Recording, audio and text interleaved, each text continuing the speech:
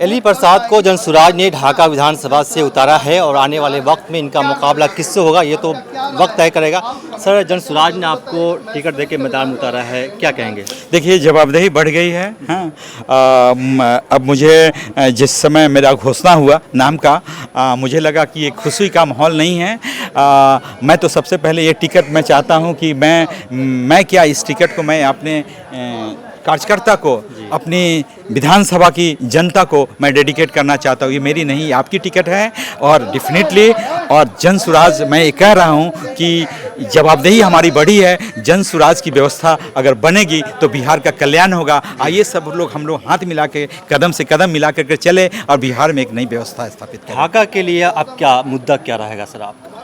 देखिए, ढाका की मुद्दा क्या रहेंगे, जो हमारे जो स्टेट के जो एजेंडा है, जो फंडामेंटल्स है, शिक्षा, रोजगार, स्टेट का एजेंडा है सर, आपका क्या होगा सर? इसका मेरा एजेंडा बीइंग द डॉक्टर मुझे हेल्थ सेक्टर के प्रति बहुत लगाव है। मैंने देखा है कि कैसे मैं विगत 16 साल से प्रैक्टिस कर रहा हूँ इस क्षेत्र पे। मुझे कहीं ना कहीं क्या हर्डल्स आते हैं लोगों को, मरीजों को, और as a doctor, as a any hospital कहाँ रुकावट है, उन सब चीज़ों को मैं बेहतर रूप से समझ सकता हूँ। तो डेफिनेटली मुझे लगता है कि ढाका की अगर लोकल समस्याओं की बात करें तो हेल्थ केयर सेक्टर में ब्लड बैंक का बहुत ज़रूरी है। ब्लड बैंक होना चाहिए। दूसरी चीज़ें हैं, जितने भी हॉस्पिटल है, एडिशनल पीएचसी है, प्राथमिक स्वास्थ्य केंद्र हैं, और इन सब चीज़ों को और भी अच्छे से मजबूती आए ताकि ग्रामीण और दूर के इलाकों में जो बच्चे हैं, जो मरीज हैं, उनको लोकल लेवल पे चिकित्सा मुहैया कराया जा सके। जो बड़े नेता हैं, पहले से नेता है, विधायक है रहे, पूर्व विधायक भी रहे, उनके सामने आपका टक्कर है।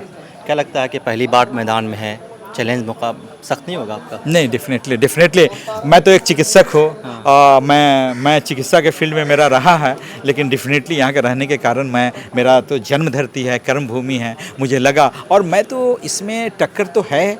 टक्कर क्या है, लोग, जनता समझ रही है। इन लोगों ने लोगों को बेवकूफ़ बनाया है, राजद वालों ने, बीजेपी वालों ने। लोग अब ऊब चुके हैं, लोग ऊपर उठ रहे हैं। मुझे लगता है कि जिस तरह का राजनीति हमारे ढाका 21 विधानसभा में होता है, लोग यहाँ पे जाति के नाम पे, अगड़ी पिछड़ी जाति के नाम पे हिंदू मुसलमान करके लोग को बांटते हैं। हाँ, लोग में भ्रम पैदा करते हैं। इस तरह की चीज़ों की राजनीति होती है।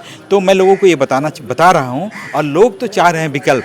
विगत 35 सालों से बिहार की दुर्दशा देख रहे हैं। यहाँ के भी लोग ऊब चुके हैं। कभी फूल से घुसाते हैं तो लालटेन में जाते हैं, कभी लालटेन से घुसाते हैं तो फूल में आते हैं। और दोनों का, लालटेन का भी वही हाल है, हाँ, कि राशन तेल बना करके तो जलाया जाता है, लेकिन प्रकाश तो कहीं फैल नहीं रही है। डॉक्टर हैं, अच्छे से काम कर रहे थे, रोजी रोटी चल रही थी आपकी, अच्छे से ऐश की ज़िंदगी चल रही। आखिर टर्निंग पॉइंट क्या है, सच सच बताइएगा सर। नहीं, टर्निंग पॉइंट क्या है?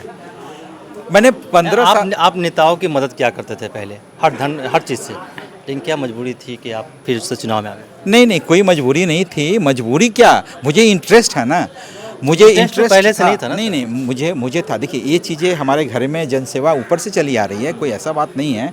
मैं प्रोफेशनल व्यक्ति था, 15 साल की हमारी जीवन चिकित्सा में रही है। मैंने बहुत चीज़ें देखा है। मुझे लगा कि कहीं ना कहीं पैसा बहुत मायने नहीं रखता। मेरी तो लाइफ अच्छी चल रही है, फर्स्ट क्लास एसी रूम में बैठ कर सुबह से शाम मरीज देख रहा हूँ, पैसे भी आ रहे हैं, परिवार की भी स्थिति हमारी अच्छी है। पिताजी और दादाजी ने ऑलरेडी इतनी सारी प्रॉपर्टी अरज रखी है। मुझे उससे लगाव नहीं है।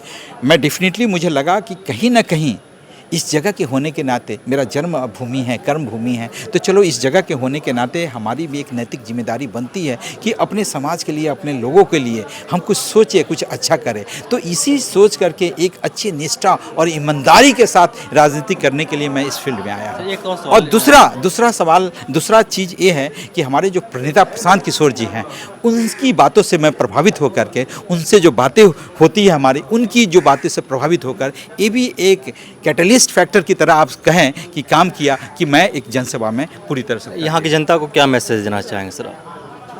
हम अपने ढाका के विधानसभा की जनता को यही मैसेज दे रहे हैं कि आप इस बार वोट आपने जो मांगा सब मिला, लेकिन बेसिक मुद्दे जो है ना हमारे यहाँ का, स्वास्थ्य, शिक्षा, एजुकेशन, पलायन, ये सब चीज़ बहुत बर्निंग इशूज है हमारे यहाँ। करप्शन आपके लिए मुद्दा है? करप्शन तो सबसे बड़ा मुद्दा है। मैं एक बार भी नाम नहीं लिया सर। नहीं, मैं करप्शन बताता हूँ। मैं बताता हूँ कि आप जिस पेशे से हैं उसी में बहुत ज़्यादा करप्शन है सर। देखिए, करप्शन कोई सारे फील्ड्स में है।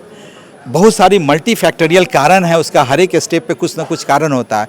इसीलिए तो हमारी जो जन सुराज और प्रशांत किशोर जी कहते हैं मुझे सरकारें बदलने से काम नहीं चलेगा, ये सिस्टम बदलना होगा। सरकारें की तो आएगी जाएगी, वही सिस्टम बनी हुई है, लूट खसोट की या भ्रष्टाचार की सिस्टम बनी हुई है, उसी सिस्टम पे काम होगा। इसलिए हमारे प्रणेता बोलते हैं कि नहीं, सिस्टम बदलना चाहिए।